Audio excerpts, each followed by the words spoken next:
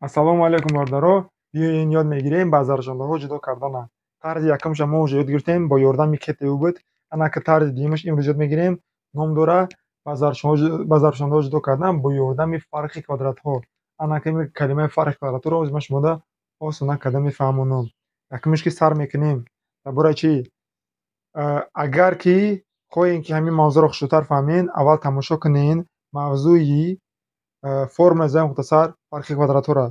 мавзӯи чира? Формулаи зайғи мухтасар фарқи квадратҳоро. Барои ин мавзӯъро ёфтан медироен плейлист за ҳамҷоҳасти математика ва алгебра бо забони тоҷикӣ. Ана муҷода ҳамин мавзӯъро меёвем. Ана ки биён нигоҳ кунед. мо хати шумо масалан гузашта будем формулаи зайғи мухтасар фарқи квадратҳоро 3х зарби 5 зарби 3х ҷамъи 5. вақте ки мо ду қавса зарб заданиё ҳастем, одатан мо истофода мебарем чиро? Роҳи фонтана. Лекин на ҳама вақт. кадом вақт мо роҳи фонтана истофода мебарем? Вақте ки ду қавсо қариб ки якхеланд, маънош якумошон якхелай, дуюмошон ҳам якхелай ба ғайр аз знакошон. Маънош якумошон полни якхеланд, дуюмошон фақат знакошон фарқ на. ӯ вақт мо чиро истофода мебарем? Фарқи квадратҳоро. Фарқи квадратҳо чӣ маъно дошт? Ин маъноро дошт ки биги якумша ба якумш зарб за мешавад чанд қа? 9х квадрат. баъд биги чӣ? дуюмша ба дуюмш зарб за минуси 5 зарби плюс 5 мешавад минуси 25. умедворам ки фаҳмоед. Ана ки нигоҳ кунед. Дасти чапгиша мегӯянд як азогӣ. Як азогиро мо кушодем, шуд як чӣ? Бисёр азогӣ. ин маъноро дошта ки вақте ки мо қавсоро мекушоем, мо як азогӣ ба чӣ мегзарем? Ба бисёр азогӣ. Ана ки ба зарбшавандаҳо ҷудо кардан чӣ маъно дорад? ин маъноро дорад ки биги ай бисёр азогӣ бигзар ба чӣ? Ба як азогӣ. мавзӯи имрӯза чӣ ном дошта? Ба зарбшавандаҳо ҷудо кардан. Ба зарбшавандаҳо ҷудо кардан. ана ки нигоҳ кунем. Масалан менависем чӣ? Менависем 4х квадрат тарҳи масалан 9. ана ки савол метавам. барои ҳамеро ба зарбшаванда ҷудо кардан якуми саволе ки метиҳем. Тарзи якуми гузаштагимон кор мекунад? Тарзи якумон чӣ буд? КТУ ном дошта. ин чӣ маъно дорад? Ин маъно дорад ки 4 9 ҳардушон КТУ доранд. 4 9 ҳардушон чӣ? КТУ надоранд. барое ки ягон ададе несте ки ҳар дуё ба ҳамон адад бебақия тақсим шаванд. бо дуюмаш ки якумгиш х дорад, дуюмгиш х надорад. мумкин чӣ? Ягон формулаи теория. Формулаи чӣ? Формулаи зарби мухтасар фарқи квадратҳо. фарқи квадрат чӣ мегӯяд? ин маъноро дорад ки мега биги ҳамеро дар намуди ду қавс навис. ду қавси чӣ хелӣ? ду қавсе ки якумошон якхелаанд, дуюмошон ҳам якхелаанд ба ғайр аз чишон? Ба ғайр аз знакошон. агар наки нигоҳ кунед. Савол 4х квадрат чира ба худаш зарб занам мешавад 4х квадрат. ба фикри шумо чира ба худаш зарб занӣ мешавад 4х квадрат. розӣ ҳастем ки 2х ба 2х зарб занӣ мешавад 4х квадрат. ана ки як саволи дигар. чира зарб занем ба худаш, лекин знакошон тиқша дигар ки боша ки минуси 9 шавад. ана ки нигоҳ кунед. шумо розӣ ҳастем ки минуси 3 плюси 3ро зарб занем чӣ мешавад? Минуси 9 мешавад. барои чӣ наметавонад буда минуси 3 минуси 3? барое ки минуси 3 наметиҳад минуси 9, метиҳад плюси 9. барои ҳам қадар бояд ки знакошон чӣ хеле бошад? Знакошон бояд ки ҳар хела бошад. умедворам ки шумо фаҳмоед. формулаш чӣ хеле буда? Формулаш ана хеле а квадрат тари б квадрат баробар ба чӣ? Ба а тари б зарби а ҷамъи б. меан хуб шихе мекунем. мо замира кур мекунем, ай боло формула менависем, ба як чанда мисол кор мекунем вобаста ба ҳамин метод, вобаста ба ҳамин роҳ. чӣ буда мавзӯъмон? Ба зарбшавандаҳо ҷудо кардан бачаҳоко. ана ки як бор дигар менависам. формула чӣ хеле? а квадрат тари б квадрат баробар аст ба чӣ? баробар аст ба а тарҳи б зарби а ҷамъи б.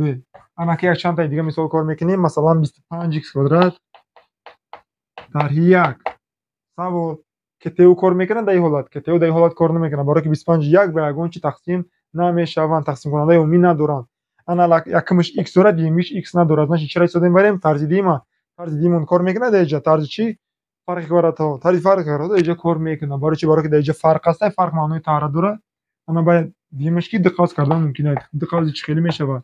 чиро ба худаш зарб занем ки шавад 25х квадрат. розӣ ҳастем ки 5 кара 5х зари 5х метиҳад чӣ? 25х квадрат. чиро ба худаш зарб занем? яке знакошон шуд дигар ки боша ки 1 шавад. минуси 1 чиро? Плюси 1. ина тамом. бидак бисёр азогӣ, чидак чӣ? Як азогӣ. برای چی ایشا بسیار آزادی میگم؟ برای اون که نمیو کنیم 25 کارات سه یک است. در بین 25 x کارات یک چی است؟ علامتی تار.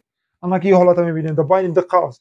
نه قوس یکم، قوس دوم. کدام علامت؟ علامت ضرب. اما گفتیم که اگر که در بین قوس و عدد و x و حرف و مقصد فقط ضرب باشه یا که تقسیم باشه، اون عمودی نوشته چی میگن؟ یک ازوگی میگن. در اینجا باشه در بین دو قوس فقط چه علامت ضرب است. ایمان داره که دستی روزگی چی؟ یک ازوگی یک. انا که بیاین تا دیگه مثال کار کنیم. 49 x کвадрат طرح 36 با همون سوال در این حالت هم فرق کвадрат ها کار میکنه.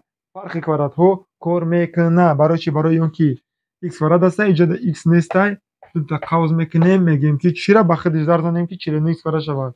روزی هستیم که 7x انا که چی را به خودش ضرب کنیم که -36 شود.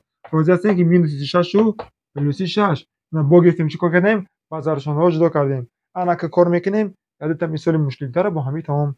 مثال مشکل تر چی بوده میتونه؟ اگر که انا خیلی باشه چی؟ مثلا 8x کвадрат طرح 18 انا این حالت دا اکم سوال یکی کتیو در اینجا کار میکنه. اصلا دلی یک قسمتی کتیو در اینجا کار میکنه. برای چی؟ برای که 8 و 18 تقسیم کننده عمومی دارن. 8 و 18 تقسیم کننده عمومی دارن. برای که هم 8 هم 18 با چند تقسیم میشوند؟ هم 8 هم 18 تقسیم میشوند به 2. اون تقسیم کننده عمومیشون چنده؟ 2. می نویسیم درا هر دوشون x دارن x بریم. هر دوشون x ندارن. یکمیش داره دیگیش نداره. برای قدر قوس را میکشیم. انا که سوال میتیم که 2 کره چند میتیه 8x کвадрат. روزی هستیم که 2 کره 4x کвадрат میتیه چی؟ 8x کвадрат. 2 کره چند میتیه -18. 2 کره -9. انا که سوال به میگه که میتونیم که ما همین را دوام تیم. شما یگان خیل چی میگن؟ فرق کвадрат ها دیدین؟ انا ایرا به نظر شما نوشتن ممکنه در نمود قوس در نمود قوس. اصلا دلی انا ایرا هم نوشتن چی ممکنه. درا رو کوچون میکنیم 4x کвадрат این ها چی مینویسیم در نمود دو قوس. دو قوس چی خیلی میشه؟ 4x کвадрат چرا با خودش ضرب کنیم که 4x کвадрат شود؟ 2x و 2x چرا با خودش ضرب کنیم که -3 نشود؟ روزی هستن که -3 و +3 ضرب کنیم میشه چی؟ -9. انا این مثال حساب میشه چی؟ مشکل تر. یک تا دیگه میفهمونم با همین تمام. می نویسیم مثلا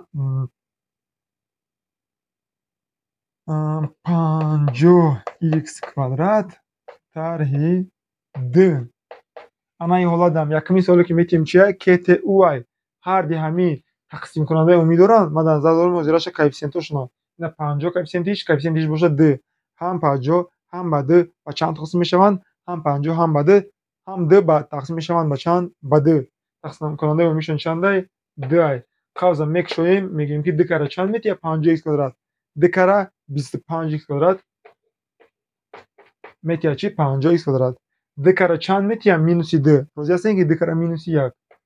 انا که با همون سوال انا ایرا باشه در نمود دو قوس نوشتن ممکنه؟ در نمود دو قوس چی نوشتن ممکنه؟ چی می‌نویسیم؟ یا که استفاده بردن ممکنه فرق کвадратورا.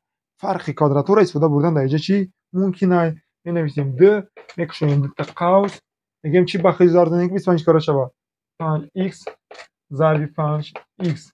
چی را با ضرب کنیم که -1 شود؟ -1 و +1.